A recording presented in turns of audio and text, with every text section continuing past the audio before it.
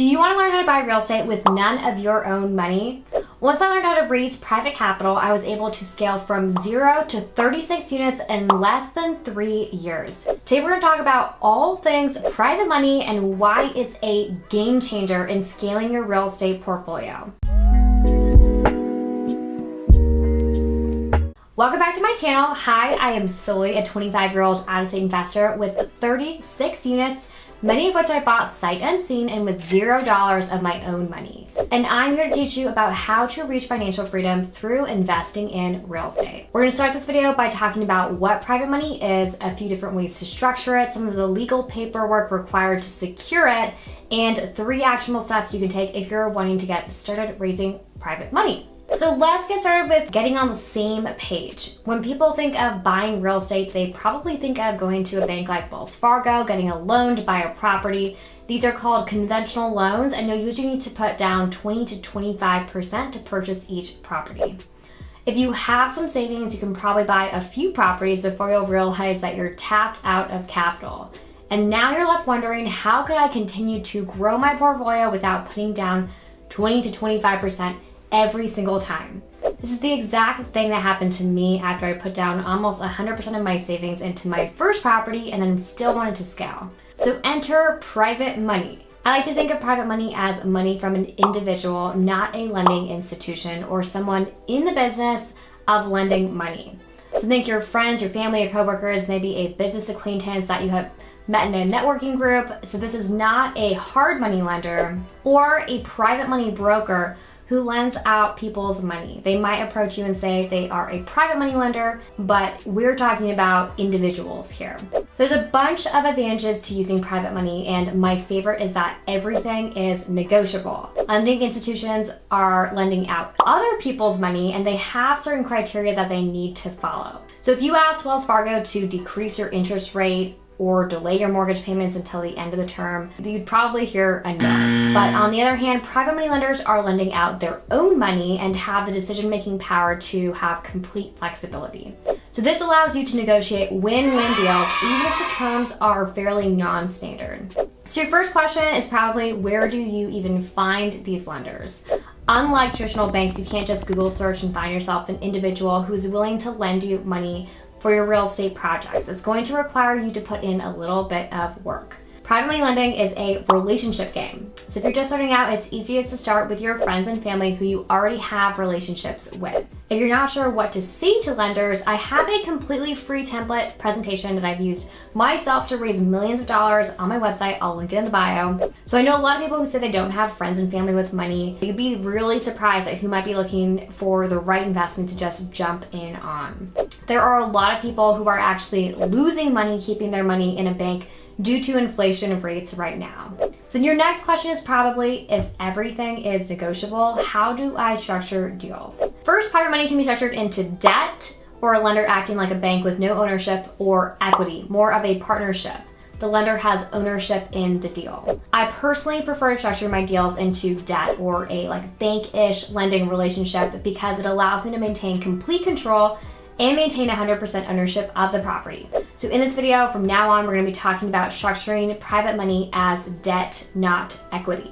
So one of the strategies I found most effective for using private money is the BRRRR strategy. It's the strategy that I use most often. So you buy a distressed property, you fix it up, you rent it out, and then you refinance and pull out hopefully most of your initial or all of your initial investment. So with private money, it essentially adds rocket fuel to the process. You can do more deals since you are no longer limited to your own money. So let me give you an example from one of my own properties. So let's take this duplex that I found in Cincinnati for $125,000. The renovation was approximately $60,000. But since there was fire damage in one of the units, it may not have qualified for a conventional loan. Plus, we wanted to present an extremely competitive offer in cash with no appraisal contingency, and I did not have that much cash, so I reached out to my network to find a private money lender. Granted, I do have a bigger social media presence, but I actually raised my first round of private money when I did not have a big following. It just takes tapping into connections to find people who have money that they'd like to put to work. Remember, you are not asking to borrow money, you are providing an opportunity for your private money lender to grow their wealth. Make sure that you have that mindset shift. So the private money lender and I came up to the agreement of the following terms. So the amount was about $185,000 for the purchase and renovation. So this is pretty much 100% financing. So I had to bring $0 to the closing table.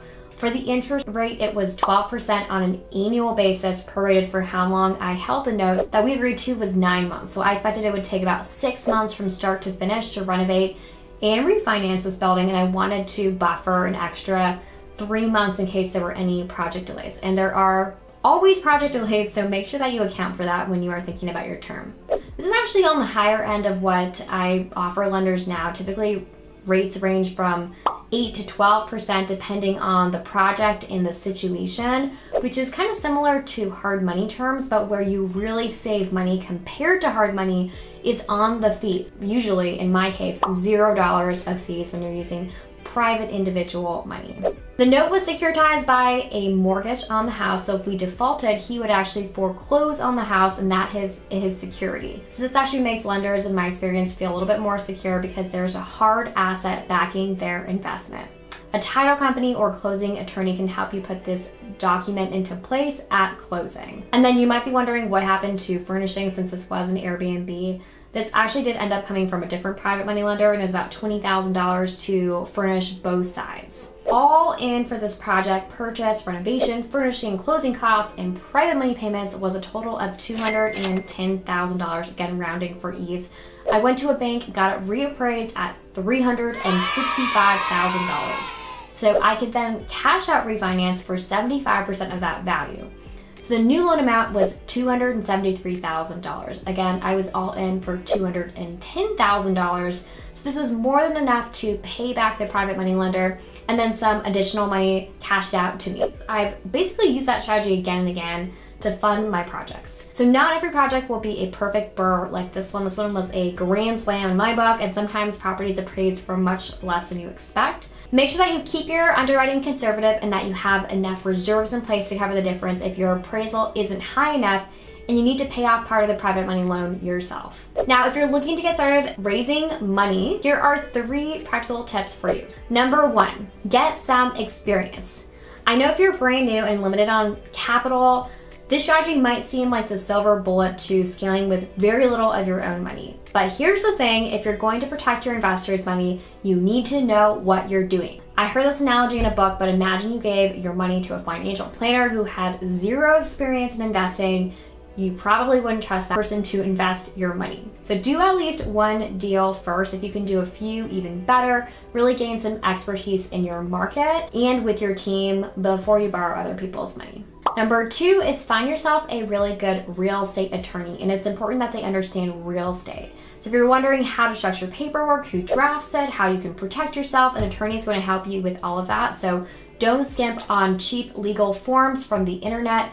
For usually a couple $100, you can get documents that are state specific and address your specific situation. And number 3, build a brand. You don't have to become a really big influencer, but at least get your face and your name out there. It can help a lot with building credibility in the real estate space, which in turn helps build stronger relationships, and real estate is a relationship game. So if you want, consider starting a real estate Instagram that documents part of your journey, or join local real estate groups and really get involved, volunteer in leadership positions, and just really be seen by other members. Raising private money can be scary at first, just like with anything, but as you learn to navigate situations, to source private lenders, to structure deals, it can truly change your business, and it has truly changed mine. So that's it for today. Make sure to like and subscribe to this channel for videos just like this, and leave me a comment on what videos you'd like to see next. See you next time.